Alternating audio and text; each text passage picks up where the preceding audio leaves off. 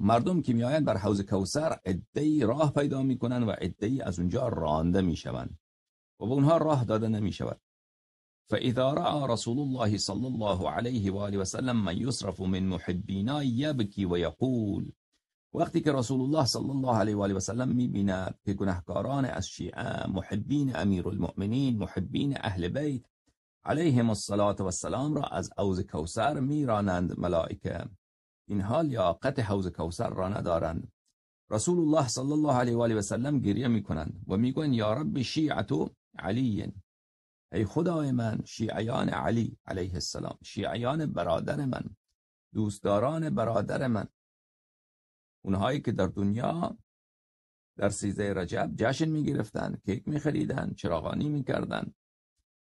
اونهایی که در دنیا دوست داشتن برادرم امیرالمؤمنین علیه السلام را، اینها را ملائکه میرانند از حوض کوثر.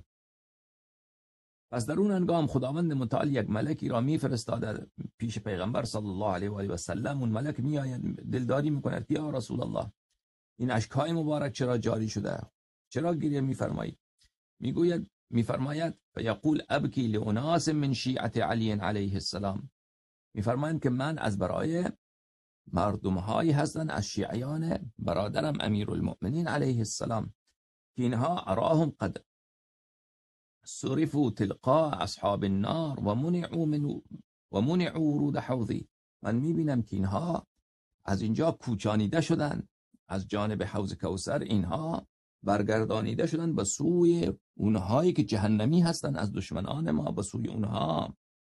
و اینها اجازه پیدا نکردن که وارد بشن بر حوض کوثر. فیقول الملک، در اون هنگام ملک از جانب خدا میگوید ان الله یقول قد وهبت لهم لك یا محمد صلی الله علیه و آله و سلم و صفحت لهم عن ذنوبهم. ملک میآید میگوید که پروردگار پیغام فرستاده که یا رسول الله، یا رسول الله صلی الله علیه و آله و سلم، من اینها را به شما بخشیدم، من همه اینها را، گناهکاران از شیعیان امیرالمؤمنین علیه السلام را به شما بخشیدم و صفحت لهم عن ذنوبهم بحبهم لك ولعترتك، و از تمام گناهان اینها من گذشتم. اینا چقدر گناهکار بودن که از حوض کوثر رانده می شدن، من از همه گناهان اینها گذشتم، بخشیدم. به خاطر چیه دوستان عزیز؟ بحبهم لك ولعترتك، به خاطر که اینها محب تو هستن یا رسول الله و محب امیرالمؤمنین علیه السلام هستن و محب زهرای اطهر سلام الله علیها هستن و محب امام حسن و امام حسین علیهم السلام و محب 9 امام معصوم از ذریه